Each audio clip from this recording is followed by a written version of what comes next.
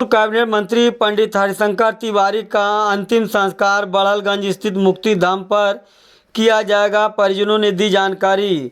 आपको बता दें कि यूपी सरकार में 5 बार कैबिनेट मंत्री रहे पंडित हरिशंकर तिवारी का मंगलवार की शाम को धर्मशाला स्थित उनके आवास पर निधन हो गया। करीब 2 साल से वह बीमार चल रहे थे। आज सुबह उनके धर्मशाला स्थित हाता आवास पर पार्थिव शरीर बड़हलगंज स्थित मुक्ति धाम के लिए निकलेगा। इसके लिए लोग उनके आवास पर अंतिम दर्शन के लिए पहुंचे थे। परिजनों के अनुसार पार्थिव शरीर को दर्शनार्थ हेतु हाता परिसर में रखा गया था। इसके बाद बड़हलगंज स्थित गांव टांडा ले जाया जा रहा है। वहां पर पार्थिव शरीर को नेशनल इंटर कॉलेज में लोगों के दर्शन के लिए रखा जाएगा। वह कॉलेज के प्रबंधक भी रहे हैं। इसके बाद बड़हलगंज स्थित मुक्ति धाम पर अंतिम संस्कार किया जाएगा। पूर्व कैबिनेट मंत्री पंडित हरिशंकर तिवारी के परिवार में 2 बेटे पूर्व सांसद भीष्म शंकर कुशल तिवारी और पूर्व विधायक विनय शंकर तिवारी के अलावा एक बेटी है। और पंडित जी के सब लोग अनाथ हो गए।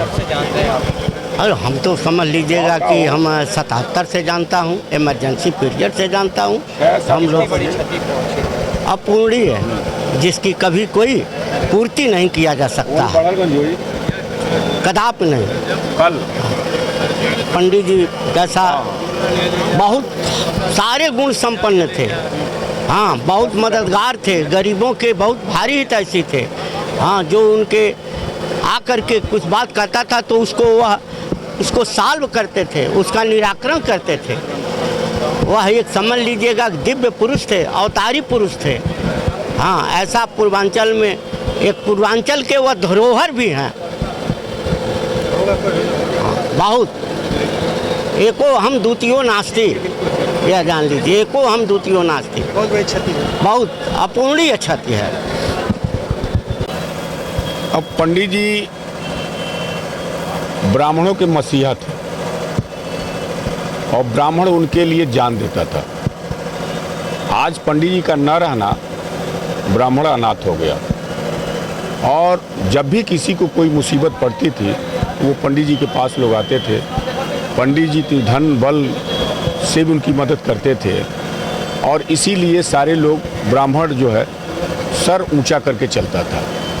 लेकिन इस आज अवतारी पुरुष और सुराम कहे जाने वाले पूर्वांचल के और उत्तर प्रदेश के मालवी कहे जाने वाले आज हम लोगों के बीच से चले गए। पूरा ब्राह्मण समाज बहुत कष्ट में है और उसके प्रति लगता है आने वाले समय में इस तरह की क्षति कभी नहीं हो पाएगी। अब देखिए, व्यक्ति विशेष का हर व्यक्ति का अलग अलग अंश होता है। अब इस अंश को लेकर के कोई पैदा होगा कि नहीं होगा अभी भविष्य में तो कुछ कहा नहीं जा सकता है। लेकिन अवतारी पुरुष थे और इनके अंश के मुकाबले किसी का अंश था नहीं। आप देखें, संघर्ष ये बचपन से किए, विश्वविद्यालय से लेकर के सांसद और विधानसभा तक किए। और इनका जो कार्यकाल था वो आप देखें, ये छोटे मोटे आदमी से कभी लड़ाई नहीं लिए। कभी वीर बहादुर सिंह से लड़ाई लिए, कभी नारायण दत्त तिवारी से लड़ाई लिए, कभी विश्वनाथ प्रताप सिंह से लड़ाई लिए। और इस तरह से जब भी लड़े तो बड़े लोगों से लड़े और मुख्यमंत्रियों से लड़े, लेकिन हमेशा जीते और कोई इनका बाल बांका नहीं कर पाया। इसलिए परशुराम की संज्ञा इनको मिली थी।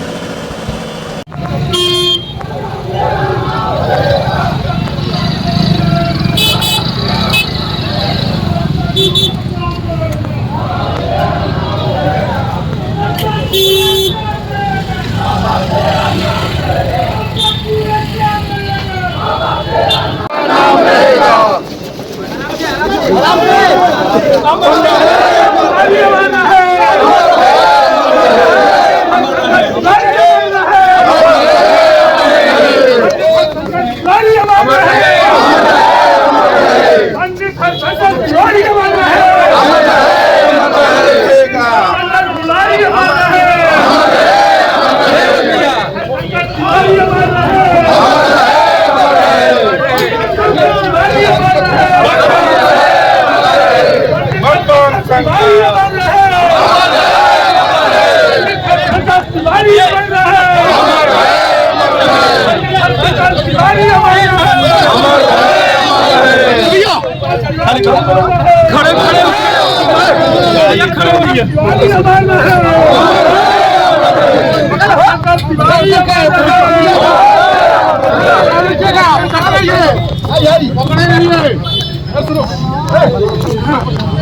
और बढ़ा रहा है। अरे भैया